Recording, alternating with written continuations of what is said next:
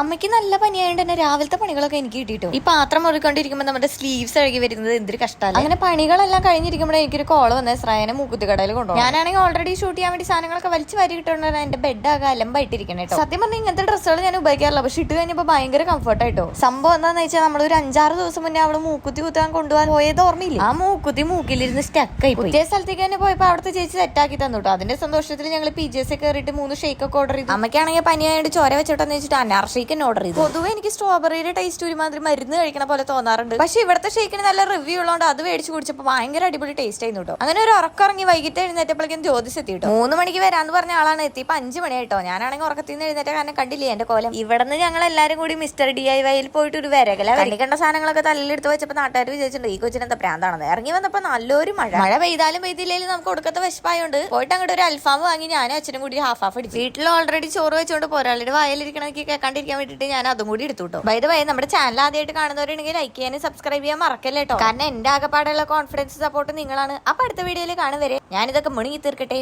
By.